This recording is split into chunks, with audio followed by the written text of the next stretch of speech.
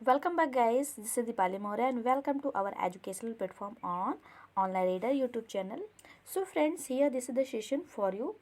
मनोविज्ञान that means psychology, जो कि यहाँ पे हम 1 बाय 1 डिटेल क्लासेस में डिस्कस कर रहे हैं एंड सारी चीज़ों को बहुत ही अच्छे तरीके से डीपली जाके हम यहाँ पे समझ रहे हैं एंड सीख रहे हैं। तो आप सभी का वेलकम।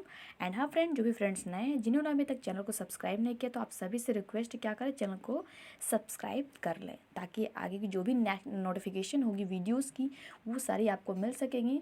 एंड हाँ फ्रेंड्स, आप सभी से रिक्वेस्ट है कि सेशन को दोस्तों के साथ क्या करें, दोस्तों के साथ में शेयर जरूर कर दें। शेयर कर दें, जो भी आपके फ्रेंड्स दोस्त हैं वो भी हमें ज्वाइन कर सकेंगे हमारे सेशन को। एंड हाँ फ्रेंड, जो हमारा ये सेशन है आपके सभी शिक्षक भर्ती, चाहे वो आप सीटेट की तैयारी कर रहे हो, सुपर टेट की, केवीएस की, स्टेट लेवल कोई भी टेट, Bihar TET, MP TET, Haryana TET, UP TET, super TET, इन सभी तरीके की, एंड जो आपका रीट होता है राजस्थान का फर्स्ट एंड सेकंड ग्रेड जो आपके टीचिंग एग्जाम्स होते हैं, तो इन सभी के लिए बेसिकली कहीं ना कहीं ये सेशन आपके बहुत ज़्यादा हेल्पफुल होगा। तो 1 बाय 1 हम आपके मनोविज्ञान के टॉपिक पर डिस्कस कर रहे हैं, जिसमें हम आपके शिक्षा मनोविज्ञान से संबंधित के टॉपिक्स को भी कवर कर रहे हैं एंड उसके साथ साथ में हम आपके बाल विकास के सेशंस को भी कवर कर रहे हैं, जो कि आपके चाहे आप बीएड कर रहे हो, बीटीसी कर रहे हो, डीएलएड कर रहे हो, तो उसमें भी ये कहीं ना कहीं आपके लिए हेल्पफुल होगा। एंड उसके साथ साथ में टीचिंग एग्जाम्स में तो ये है ही। तो फ्रेंड्स, आप सभी से रिक्वेस्ट है चैनल को सब्सक्राइब कर लें एंड दोस्तों के साथ शेयर जरूर करें। तो आज के डिटेल क्लासेस में हम क्या डिस्कस करेंगे, संज्ञानवादी, दैट मीन्स जिसको हम गेस्टाल्टवादी सिद्धांत कहते हैं, उसको हम आज के सेशन में डिस्कस करेंगे। ये गेस्टाल्टवादी सिद्धांत किसके द्वारा ये दिया गया है, तो ये दिया गया है आपके मैक्स वर्दीमर के द्वारा। किसके द्वारा? आपका दिया गया है मैक्स वर्दीमर के द्वारा। तो ये चीज़ें हम देखते हैं। एंड हाँ फ्रेंड्स, सेशन को दोस्तों के साथ शेयर जरूर कर दीजिए। एंड आप हमें इसके साथ साथ में अनअकैडमी पर भी ज्वाइन कर सकते हैं, अनअकैडमी के लर्निंग प्लेटफॉर्म पर। वहाँ पर भी आपको चीज़ें सारी अच्छी एज इट इज़ मिलेंगी, अच्छे तरीके से सारी चीज़ें आपके जो टीचिंग एग्जाम को टारगेट में रखते हुए, चाहे वो आपके केवीएस हो, सीटेट आने वाला हो, सुपर टेट आने वाला, तो उन सभी के लिए वहाँ पे सारे कंटेंट हमने अवेलेबल करा रखे हैं। मैक्सिमम आपके 425 प्लस वीडियोज़ हमने वहाँ पर कवर कर चुके हैं। फ्री ऑफ कॉस्ट है, वहाँ पे आप ज्वाइन कर सकते हैं। सिंपली गूगल के प्ले स्टोर से अनअकैडमी का लर्निंग ऐप डाउनलोड कीजिए, देन आप वहाँ पे क्या करिए, हमको जो है ज्वाइन कर सकते हैं, सर्च बार में दीपाली मौर्य नेम टाइप करके। आइए आगे डिस्कस करते हैं क्या है आज के पॉइंट में। चलिए आगे का आज का जो पॉइंट है वो क्या है, संज्ञानवादी सिद्धांत। इसको हम गेस्टाल्टवादी सिद्धांत भी कह सकते हैं। मुख्यतः अगर बात करें तो इसमें 4 प्रकार के आपके मनोवैज्ञानिक आते हैं। कौन? 4 प्रकार के, जिसमें आपके आ जाएंगे Max Wertheimer, Kohler, Kurt Lewin and Koffka. ये 4 मनोवैज्ञानिक मेन है आपके किसके, संज्ञानवादी सिद्धांत के या गेस्टाल्टवादी सिद्धांत के। पेपर में मल्टीपल टाइम फ्रेंड्स से पूछा गया है गेस्टाल्टवादी सिद्धांत के मनोवैज्ञानिक, तो कभी कभी स्पेशल करके दे दिया जाता है, जो है इसमें से कौन सा नहीं है, 3 अन्य नाम दे देंगे, एक इसमें से दे देंगे। कभी कभी क्या क्या आता है, इन चारों के नेम जो है आपको सीरियल क्रम में व्यवस्थित कर दिया जाता है, तो उसमें से आपको छांटना होता है कि कौन सा इसमें नहीं है या कौन सा है। तो ये सारी चीज़ें आपके पेपर के लिए बहुत ज़्यादा इंपॉर्टेंट एंड हेल्पफुल बनती हैं, तो इसको ध्यान में रखिएगा। ये 4 मनोवैज्ञानिक है आपके मनोविज्ञान में, जो कि गेस्टाल्टवादी सिद्धांत के अंतर्गत आते हैं। अब आइए बात करते हैं, जहाँ तक बात की जा रही है संज्ञानवादी सिद्धांत की, तो संज्ञानवादी सिद्धांत किसने व्यक्त किया है, तो संज्ञानवादिता का जो सिद्धांत है या गेस्टाल्टवादी जो सिद्धांत, वो आपके मैक्स वर्दीमर ने व्यक्त किया। किसने व्यक्त किया है फ्रेंड्स? ये आपके मैक्स वर्दीमर ने व्यक्त किया है। साथ साथ में आपके कोहलर भी थे। कोहलर ने सूझ का सिद्धांत या अंतर्दृष्टि का सिद्धांत व्यक्त किया था। सूझ का सिद्धांत या अंतर्दृष्टि का सिद्धांत किसने व्यक्त किया था? कोहलर महोदय ने व्यक्त किया था। क्षेत्रवादी सिद्धांत आपका कुर्ट लेविन ने दिया था। किसने दिया था? कुर्ट लेविन महोदय ने दिया था। उसके साथ साथ में अगर हम कॉफका की बात करें तो ये कॉफका जो है ये भी आपके लिए इम्पॉर्टेंट है, क्योंकि कॉफका ने मल्टीपल टाइम चीज़ें जो है गेस्टाल्टवादियों में मल्टीपल टाइम अपनी योग्यताएं अपने योगदान जो है व्यक्त किए हैं इसमें, तो ये भी चीज़ें काफ़ी इंपॉर्टेंट बन जाती हैं। तो अगर हम संज्ञानवादी मैक्स वर्दीमर की बात करें तो इन्होंने रिक्तता का सिद्धांत व्यक्त किया था। किसने व्यक्त किया था? रिक्तता का सिद्धांत मैक्स वर्दीमर ने व्यक्त किया था। उसी के साथ साथ में जहाँ हम बात करें कि अंतर्दृष्टि या सूझ का सिद्धांत किसने दिया था? आपके कोहलर महोदय ने दिया था। तो विशेषकर अगर हम जहाँ पर हम सूझ के सिद्धांत या अंतर्दृष्टि के सिद्धांत की अगर हम बात कर रहे हैं, तो वहाँ पर अगर इसके प्रवर्तकों की लिस्ट में अगर हम बात करें कि इसके प्रवर्तक कौन है, पेपर में अगर आ जाए तो वहाँ पर आपका क्या राइट हो जाएगा? मैक्स वर्दीमर। मैक्स वर्दिमर आपके प्रवर्तक हैं, जबकि इसके प्रयोगकर्ता माने जाते हैं आपके कौन, कोहलर। यूँ कहूँ कि संज्ञानवादी, गेस्टाल्टवादी, अंतर्दृष्टि या सूझ का सिद्धांत प्रतिपादित किसने किया, प्रवर्तक इसके कौन है, तो आपके मैक्स वर्दिमर है। लेकिन सूझ का सिद्धांत पर प्रयोग किसने किया था, तो प्रयोग अपना सिद्ध किया था कोहलर महोदय ने। साथ ही साथ सहयोगीकर्ताओं में कोफ्का भी इसमें शामिल थे। तो ये चीज़ें मैं आशा करती हूँ आपको इजी वे में अच्छे तरीके से समझ में आ गई होगी। बट अगर कोई डाउट है, कोई सूझे, कोई सजेशन है तो कमेंट ज़रूर करें। एंड हाँ फ्रेंड्स, सेशन को लाइक भी कर दे अगर अभी तक नहीं किया है तो। आइए आगे 1 बाय 1 इसके बारे में, इसकी डिटेल्स चीज़ों में हम डिस्कस करते हैं। क्या है सूझ का या अंतर्दृष्टि का सिद्धांत। तो फ्रेंड्स, अगर हम सूझ या अंतर्दृष्टि सिद्धांत, जैसे कि हमने बताया, प्रवर्तक कौन है इसके, मैक्स वर्दिमर। लेकिन अगर प्रयोग की बात करें कि तो प्रयोग किसने किया था, तो प्रयोग किया था आपके कोहलर महोदय, जो कि कहाँ के थे, अमेरिका के थे। यस फ्रेंड्स, कोहलर जो थे वो अमेरिका के क्या थे, पहले तो ये एक सेना के जवान थे, सेना में ये भर्ती हुए थे। एंड वहाँ के द्वारा इन्हें एक टापू पर ड्यूटी पर भेजा गया था। उस टापू पर इन्हें क्या मिला, इन्हें वहाँ पर एक बंदर मिला, सॉरी बंदर ना कह के, उन्हें क्या वहाँ पर क्या मिला, एक चिंपैंजी मिला। और चिंपैंजी पर इन्होंने क्या किया, अपना ये प्रयोग, अपनी ये धारणा इन्होंने उस पर सूझ को व्यक्त कर दी।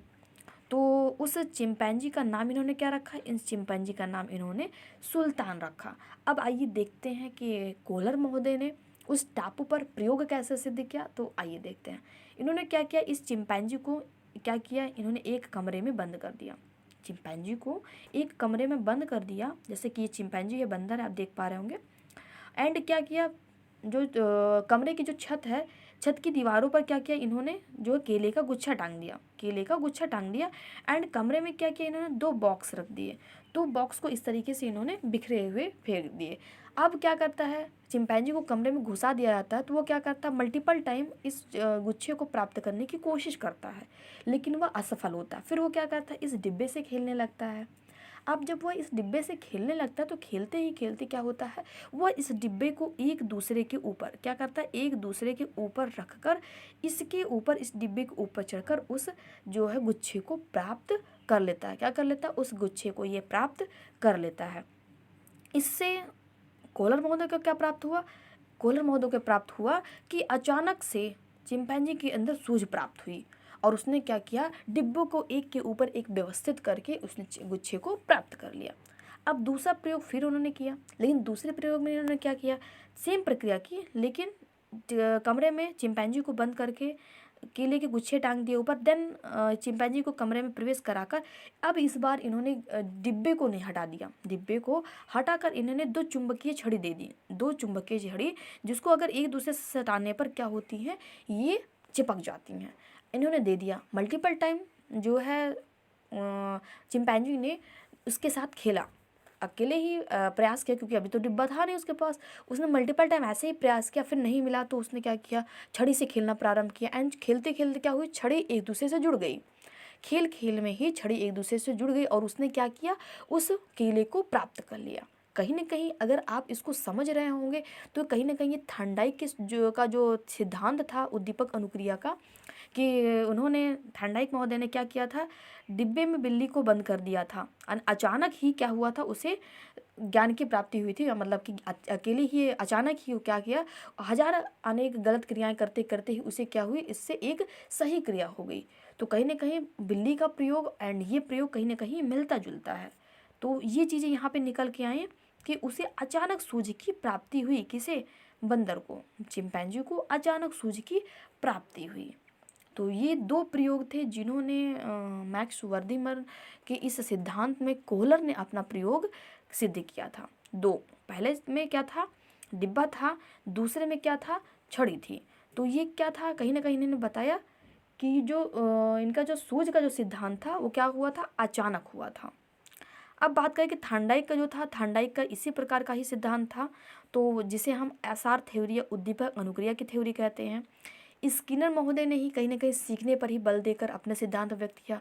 उनकी थ्योरी को हम आर टाइप थ्योरी या आर अनुक्रिया कहते हैं। पावलोव महोदय ने सेम एज कुत्ते पर दिया था, तो उन्होंने अपना एस उद्दीपक अनुक्रिया व्यक्त की थी। तो ये सारी चीज़ आपके पेपर के लिए बहुत ज़्यादा इम्पोर्टेंट है।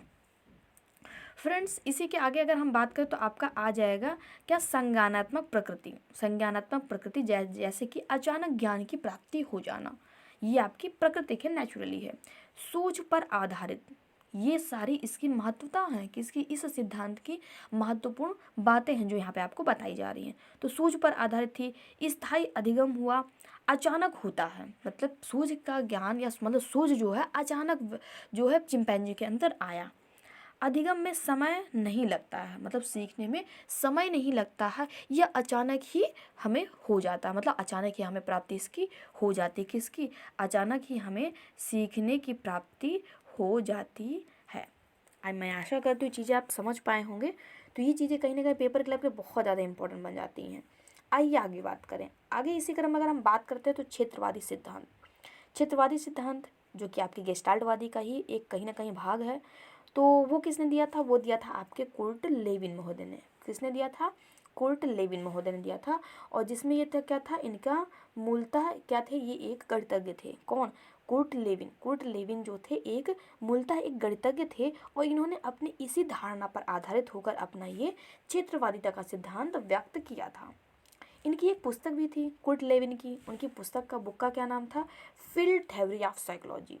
इसी पुस्तक की वजह से ही इनकी इस सिद्धांत को, क्षेत्रवादिता के सिद्धांत को, कुर्ट लेविन के हम क्या कहते हैं, इनके इस सिद्धांत को हम फील्ड थ्योरी ऑफ लर्निंग कहते हैं। फील्ड थ्योरी ऑफ लर्निंग कहा जाता है। इनकी इसी पुस्तक के आधार पर ही इस सिद्धांत को, क्षेत्रवादिता के सिद्धांत को, तो ये भी पेपर में पूछा जा सकता है। इवन जितने भी पॉइंट हम डिस्कस कर रहे हैं सारे पॉइंट्स पेपर के लिए बहुत ज़्यादा इंपॉर्टेंट है।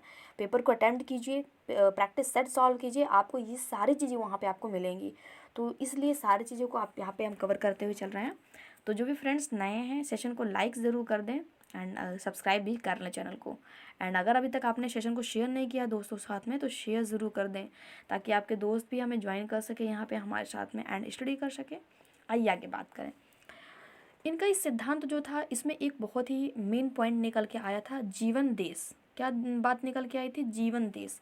इसी को इन्होंने व्याख्या किया कि एक व्यक्ति है, उस व्यक्ति के जो चारों ओर जो वातावरण है, जो उसके चारों ओर की जो जिस आवरण से वह घिरा हुआ है, वो दो भागों में कहीं ना कहीं बढ़ती है। किन भागों में, दो भागों में बढ़ती है। एक तो आ जाती है आपकी संज्ञानात्मक की ओर, तो दूसरी आ जाती है आपकी वातावरण। वातावरण जो व्यक्ति की बाह्य क्रियाएं हैं, मतलब बाह्य आवरण जो है वो उसका क्या हो जाता है, वातावरण। लेकिन उस व्यक्ति के जो आंतरिक आवरण होता है, मतलब उसकी फिजिकली जो उसके इंटरनली जो भी आवरण उसके होते हैं वो उसकी आंतरिक हो जाती है। इसमें क्या क्या कहा, अब क्या चीज़ें इनमें बाह्य वातावरण में आती हैं, क्या आंतरिक वातावरण में आती हैं, वो चीज़ें देखते हैं। तो इन्होंने कुर्ट लेविन ने बताया क्षेत्र को, यूँ कह सकते हैं अगर इनसे के सिद्धांत से रिलेटेड करके उसको हम बात करें तो हम ये भी कह सकते हैं कि इन्होंने व्यक्ति के जो क्षेत्र को दो भागों में बांटा था। तो वही भी आपका सेम सेंस निकल के आता है कि बाह्य वातावरण, आंतरिक वातावरण, इन दो क्षेत्रों में इन्होंने डिवाइड किया था। बाह्य वातावरण में कहीं ना कहीं समाज आ जाता है उनका, सबसे पहले तो परिवार ही आ जाएगा, देश है, विद्यालय है, बालक छोटा है या जो है बाल्यावस्था, किशोरावस्था, शैशवावस्था में है तो जाहिर सी बात है वो विद्यालय जाएगा। साथी संगत में उसके मित्र भी होंगे, तो ये सारी चीज़ें उसके क्या आ जाएंगी, बाह्य वातावरण में आ जाएंगी।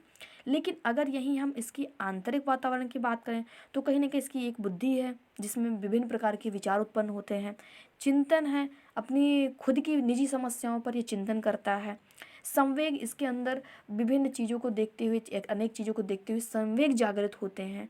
तो कहीं ना कहीं ये सारी चीज़ें, मूल प्रवृत्तियाँ भी इसकी आंतरिक वातावरण में ही आ जाती हैं। तो ये मल्टीपल टाइम पेपर में आ सकता है एंड आया भी हुआ है। तो ये चीज़ें किसने दी, किसने प्रतिपादित की, इसका अर्थ क्या है, तात्पर्य क्या है, हमने इन सभी चीज़ों को आपको अच्छे तरीके से बताया। तो अगर कोई डाउट है, कोई इशू है, अभी भी अगर कोई सस्पेंस रह गया है इस सिद्धांत से लेके, तो आप हमें क्या करें, नीचे कमेंट करके अपने डाउट्स को क्लियर कर सकते हैं।